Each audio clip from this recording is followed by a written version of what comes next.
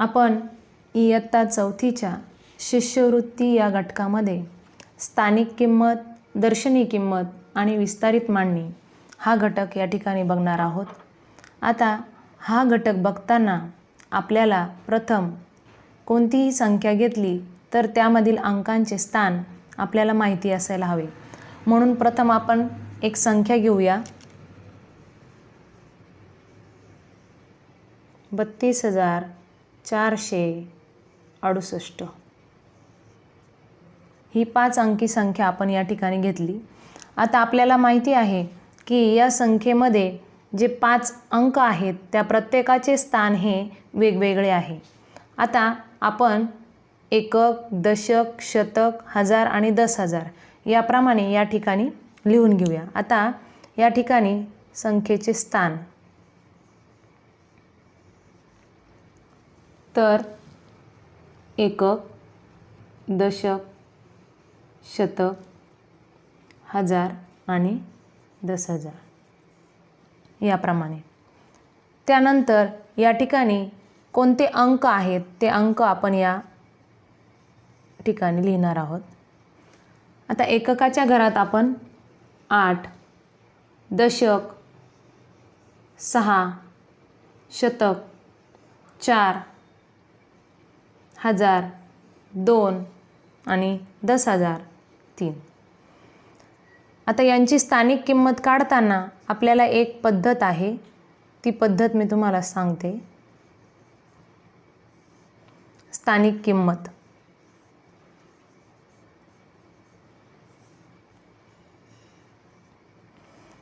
स्थानिक किंमत काढताना या ठिकाणी ज्या स्थानावर तो अंक आहे त्याचा विचार करावा लागतो। आता एककाच्या घरात 8 आहे म्हणून 8ला आपण 1 ने गुणणार आहोत, 8 गुणिले 1। मग उत्तर आपल्याला मिळेल 8ची किंमत 8। आता दशकाच्या घरामध्ये 6 आहे, मग दशक म्हणजेच आपण 6ला 10 ने गुणणार आहोत। 6ला 10 ने गुणल्यानंतर आपल्याला उत्तर मिळणार आहे 60। शतकाच्या घरात 4 आहे, 4 गुणिले 100 म्हणजेच आपल्याला उत्तर मिळेल 4ची किंमत 400। या पद्धतीने आपण या ठिकाणी स्थानिक किंमत काढत आहोत। हजारच्या घरात 2 आहे, मग 2ला आपल्याला 1000 ने गुणावं लागेल। 2 गुणिले 1000 बरोबर आपल्याला 2ची किंमत मिळाली 2000। यानंतर 10,000च्या घरात 3 म्हणजेच 3ला आपल्याला 10,000 ने गुणावं लागेल। आपल्याला उत्तर मिळणार आहे 30,000। बघा, या पद्धतीने गुणाकार पद्धतीने आपल्याला संख्येचे स्थानिक किंमत ही काढता येत असते। दुसरी सोपी पद्धत म्हणजे आपण जी नेहमी वापरतो त्यामध्ये बघा, आता 32,468 या संख्येत अंकांची स्थानिक किंमत काढताना आपण अंकाचे स्थान लक्षात घेऊया। आता 10,000च्या घरात 3 आहे, मग 3च्या पुढे किती अंक आहेत? 1, 2, 3 आणि 4। म्हणून आपण 3ची किंमत लिहिताना तिच्या पुढे 4 अंक आहे, म्हणजेच 3 हा अंक लिहून घेणार आणि तिच्या पुढे आपण 4 शून्य देणार, 1, 2, 3 आणि 4। बघा, या ठिकाणी सारखीच किंमत आपल्याला मिळाली। 2ची स्थानिक किंमत काढताना आपण 2च्या पुढे 1, 2 आणि 3 अंक आहेत, म्हणून 2 लिहून घेऊया आणि 3 शून्य देऊया। 2ची किंमत आपल्याला मिळाली 2000। 4ची किंमत काढताना 4च्या पुढे 2 अंक आहेत, म्हणून 4 लिहून पुढे 2 शून्य आपण देणार। 4ची किंमत 400। 6ची किंमत 6च्या पुढे एकच अंक आहे, 6 त्याच्या पुढे 1 शून्य, म्हणजे आपल्याला 6ची किंमत मिळाली 60। आणि शेवटी 8, 8च्या पुढे एकही अंक नाही, म्हणून आपण त्याची किंमत फक्त 8। या पद्धतीने सुद्धा आपण स्थानिक किंमत ही काढत असतो। आता स्थानिक किंमत काढण्याच्या या 2 पद्धती लक्षात ठेवायच्या। स्थानिक किंमतीच्या नंतर आपण या ठिकाणी दर्शनी किंमत बघूया। दर्शनी किंमत म्हणजेच प्रत्येक अंक जो आपल्याला दिसतो तो अंक म्हणजेच त्याची ती दर्शनी किंमत असते. 8ची दर्शनी किंमत 8च असेल, 6ची दर्शनी किंमत 6 आहे, 4ची दर्शनी किंमत 4 आहे, 2ची दर्शनी किंमत 2 आहे, 3ची दर्शनी किंमत 3च आहे. म्हणजे हे लक्षात ठेवायचं की स्थानिक किंमत प्रत्येक अंकाची वेगवेगळी येते, परंतु या ठिकाणी दर्शनी किंमत मात्र जो अंक आपल्याला दिसतो, जे दर्शन होतं म्हणजे तीच त्याची दर्शनी किंमत असते. स्थानिक किंमत आणि दर्शनी किंमत याच्या बाबतीत एक महत्त्वाचं विधान लक्षात ठेवायचं, ते म्हणजे की एककाच्या घरात जो अंक असतो, एकक स्थानी असणाऱ्या अंकाची स्थानिक किंमत आणि दर्शनी किंमत ही नेहमी समान असते. म्हणजे उदाहरणार्थ बघा, आता या ठिकाणी एककाच्या घरात 8 आहे, 8ची स्थानिक किंमत ही 8 आहे आणि त्याची दर्शनी किंमत सुद्धा 8च आहे, म्हणजे ती समान आहे. पुढचा एक महत्त्वाचा नियम म्हणजे या ठिकाणी आपल्याला एखादी संख्या दिली 42,593. या संख्येमध्ये एकक आणि दशकाच्या घरामध्ये जे अंक आहेत त्यांची अदलाबदल करून तयार होणारी संख्या आणि मूळ संख्या यातील फरक जर आपल्याला विचारला तर तो फरक म्हणजे या संख्येच्या एकक आणि दशक स्थानच्या अंकांची वजाबाकी किंवा फरक जो येतो त्याच्या 9 पट असतो. समजा मी तुम्हाला स्पष्ट करून सांगते कसं. एकक आणि दशकाच्या घरामध्ये जो अंक आहे, आता याची अदलाबदल करून नवीन तयार होणारी संख्या काय होते तर बघूया. 42,000 हे अंक तसेच राहतील, फक्त एकक आणि दशक बदलेल 3 आणि 9. म्हणजे आपल्याला नवीन संख्या मिळाली 42,539. ही नवीन तयार झालेली संख्या आणि ही मूळ संख्या यातील फरक आपल्याला काढायचा आहे. मग आपण त्यावेळेला फरक काढताना काय करतो, आपण वजाबाकी करतो. 42,500 नेहमी लहान संख्येतून मोठी संख्या वजा होत नाही हे लक्षात ठेवायचं, म्हणून आपण मोठी संख्या वरती घेतली आणि खाली लहान संख्या घेतली. आपण या ठिकाणी वजाबाकी करूया. 13तून 9 गेले 4, 8तून 3 गेले 5, 5तून 5 गेला 0. ही वजाबाकी करत बसण्यापेक्षा आपण ही सोपी पद्धत नियम लक्षात ठेवायचा की एकक आणि दशक स्थानच्या अंकांची अदलाबदल करून जर नवीन होणारी संख्या आणि मूळ संख्या यातील फरक आपल्याला विचारला तर तो या अंकांच्या वजाबाकीच्या 9 पट असतो. मग आता 9 वजा 3 उत्तर आपल्याला काय मिळणार आहे तर 6. आणि 6 जे उत्तर मिळालं ही याची 9 पट करायची, म्हणजेच 6 54. बघा या ठिकाणी मिळालं. म्हणजे आपल्याला ही वजाबाकी करत बसण्याची गरज नाही. तर अशा पद्धतीने हा नियम जर लक्षात ठेवला तर आपल्याला पुढील मोठी उदाहरणं सोडवण्यासाठी या नियमाचा उपयोग होतो. एक संख्या घेते मी 44,227. आपल्याला प्रश्न विचारला की ही मूळ संख्या आणि एकक आणि दशकाची अदलाबदल करून तयार होणारी नवीन संख्या यातील फरक किती. तर आपण वजाबाकी न करता आपण काय करणार, 7मधून आपण 2 वजा करणार, उत्तर आपल्याला मिळेल 5. आणि तुम्हाला नियम सांगितला की हे जे उत्तर आलं याच्या 9 पट करायची. 5 गुणिले 9 45. आपल्याला उत्तर काय मिळणार आहे 45. आता पुढचा नियम जो आहे 2 नंबरचा, समजा आपल्याला एक संख्या दिली 40,765. या संख्येमध्ये आपल्याला विचारलं एकक आणि शतक स्थानच्या अंकाची अदलाबदल करून तयार होणारी संख्या आणि मूळ संख्या यातील फरक किती. यावेळी आपण काय करायचं, आता एकक आणि दशकाच्या वेळेला आपल्याला माहिती आहे 9 पट असते, तर एकक आणि शतक विचारलं तर 99 पट लक्षात ठेवायचं, म्हणजे आपल्याला त्याला 99ने गुणावं लागेल. मग आता आपण काय करणार तर याची काय करणार वजाबाकी करूया. 7 वजा 5 बरोबर 2 आलं, म्हणजेच आपण 99 गुणिले 2 92 18, हातचा 1, 2 9 18 आणि 1 19. बघा, हेच उत्तर आपण वजाबाकी करून काढून बघूया. समजा नवीन तयार होणारी संख्या ही अदलाबदल करायची आपल्याला. हे अंक तसेच राहतील. या ठिकाणी आपला एकक इकडे आणि हा 6 आणि हा 7 इकडे जाईल. म्हणजे आता बघा 40,765 मधून आपण काय करणार आहे, तर 40,567 ही नवीन संख्या आपण वजा करणार आहे. मग 15तून 7 गेले. बघा या ठिकाणी आपल्या चुका होण्याची शक्यता असते की हातचा घेताना वगैरे चुका होऊ शकतात, म्हणून आपण काय करणार, ही पद्धत वापरणार. मग आता समजा 15तून 7 गेले 8, या ठिकाणी 5 राहील, 5तून 6 जाणार नाही, म्हणून पुन्हा आपल्याला इकडून एक घ्यावा लागेल. मग 15तून 6 गेले 9, नंतर इकडे राहिला 6, 6तून 5 गेले 1 आणि हे 0 आणि 0. बघा उत्तर आपल्याला तेच मिळालं 198. आणखी एक उदाहरण घेऊया शतकाच्या याच्यावरून आपण.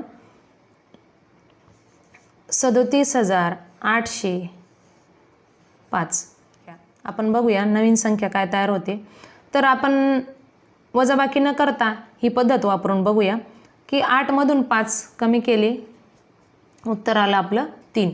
तर तुम्हाला सांगितलं एकक आणि शतकाचं जर असेल तर 99 पट करायचं. मग 99 गुणिले 3, मग आपल्याला उत्तर मिळणार 9 त्रिक 27, हातचे आले 2, 9 त्रिक 27 आणि 2 29. हा फरक आपल्याला या ठिकाणी मिळणार आहे. अशा पद्धतीने आपण अगदी 1 मिनिटात ही उदाहरणं सोडवू शकतो. तिसरा नियम या ठिकाणी असा आहे की आपल्याला समजा संख्या दिली 3,544. आपल्याला समजा प्रश्न विचारला की एकक आणि दशक स्थानच्या अंकामधील स्थानिक किमतीतील फरक किती. स्थानिक किमतीतील फरक विचारला आणि जर अंक समान असेल तर हा जो अंक आहे या अंकाच्या 9 पट तो फरक असतो. म्हणजेच आपल्याला या ठिकाणी 9 चौक 36. मग आपण करून बघूया. 4ची किंमत आहे 40 आणि या 4ची किंमत आहे 4, म्हणजे 40मधून 4 गेले 36. बघा या ठिकाणी आपल्याला समान उत्तर मिळालं. समजा दुसरा एक प्रश्न घेऊया, संख्या घेऊया आपण एक 7,899.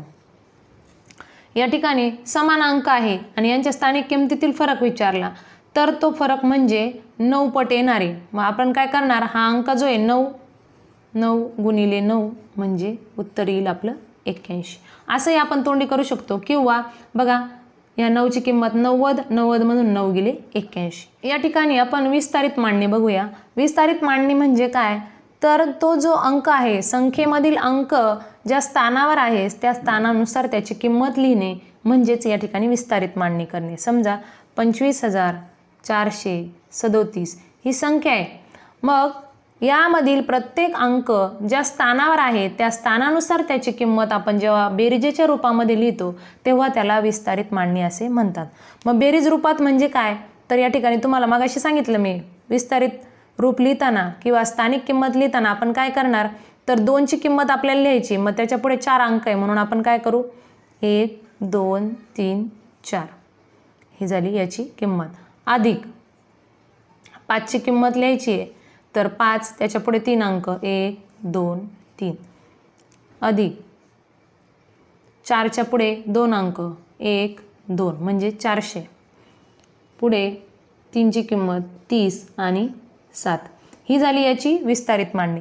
म्हणजे स्थानिक किंमत आपण जेव्हा बेरजेच्या रूपात मांडतो तेव्हा त्याला आपण विस्तारित मांडणी असे म्हणतो.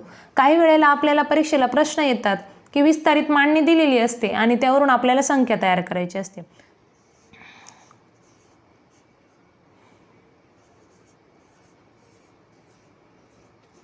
$30,000 अधिक 20 अधिक 5 अधिक 500 यावरून जर आपल्याला या ठिकाणी संख्या लिहायची असेल किंवा पर्यायामध्ये शोधायची असेल तर त्यावेळेला आपण काय करणार, या ठिकाणी बघा आता या ठिकाणी 4च अंक आहे, या ठिकाणी 5 आहे, 2 आहे, 1 आहे आणि 5 आहे. मग आपण काय करणार आहोत, तर सरळ सरळ इथून सुरुवात न करता आपण जी मोठी संख्या आहे तिथून सुरुवात करूया. 3 यानंतर 4 नंतर 5 नंतर 2 आणि नंतर पुन्हा 5 या पद्धतीने आपल्याला संख्या मिळेल 34,525. किंवा दुसरी पद्धत, जर या ठिकाणी गोंधळ होत असेल तर आपण सरळ सरळ काय करायचं, 30,000 नंतर 4,000 नंतर 500 नंतर 20 आणि नंतर 5. बघा या ठिकाणी आपल्याला 34,525 संख्या या पद्धतीने सुद्धा मिळते. आपल्याला प्रश्न आहे की एकक आणि दशक स्थानच्या अंकाची अदलाबदल करून तयार होणारी संख्या आणि नवीन संख्या यामधील फरक किती. तर मगाशी आपण जे बघितलं, तर आपण काय करणार आहोत, या ठिकाणी या अंकांचा फरक काढून घेऊया, शतक आणि एकक. मग आता आपण काय करणार, 5 - 1 म्हणजे उत्तर आपल्याला मिळालं 4. मग आपण त्या बघितलंय की एकक आणि शतक स्थानचं विचारलं तर याच्या किती पट असते, तर ती 99 पट असते. म्हणून आपण 99 गुणिले 4 करूया. मग 4 - 9 = 36, हातचे आले 3, 4 - 9 = 36 आणि 3 = 39. बघा हे समजा आपल्याला दिले 7 शतक, 4 दशक, 5 10,000, 3 एकक. तर याची विस्तारित मांडणी लिहा. मग आपल्याला काय करायचं, या ठिकाणी 7 शतक, मग आपण पहिले काय करणार, दशक आणि 10,000. मग आपण पहिले कोणतं घेणार, तर 5 10,000 आहे, म्हणजेच 1 2 3 आणि 4 अधिक. त्यानंतर आपल्याला हजारचं घर दिलेलंच नाही आहे, तर मग आपण त्या ठिकाणी काय असणार आहे, हजारचं घर नाही आहे म्हणजेच 0 असणार आहे. नंतर शतक म्हणजे 700, नंतर दशक 40 आणि एकक 3. किंवा या ठिकाणी आपण 50,000 अधिक हजारच्या घरात आपण या ठिकाणी 0 पण लिहू शकतो, 700 अधिक 40 अधिक 3. मग पर्यायामध्ये आपण शोधणार एक तर असं उत्तर किंवा हे उत्तर. 17,500 या संख्येतील शतक स्थानच्या अंकाची स्थानिक किंमत किती.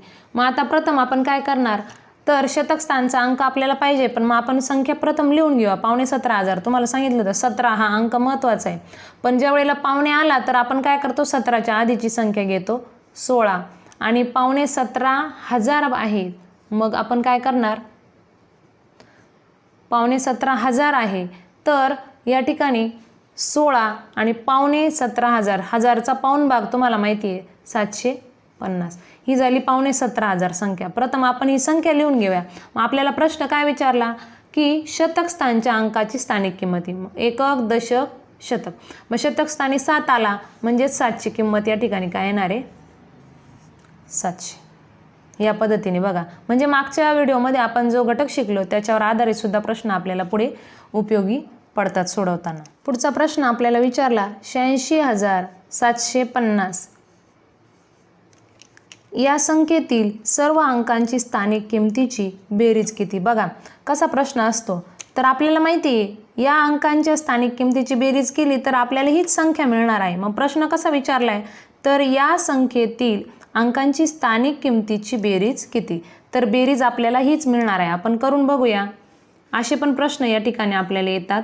8ची किंमत या ठिकाणी 80,000, 6ची किंमत 6,000, 7ची किंमत 700, 5ची किंमत 50 आणि 0. तर याची बेरीज आपल्याला काय मिळणार आहे, तर हीच संख्या आपल्याला या ठिकाणी मिळणार आहे 86,750.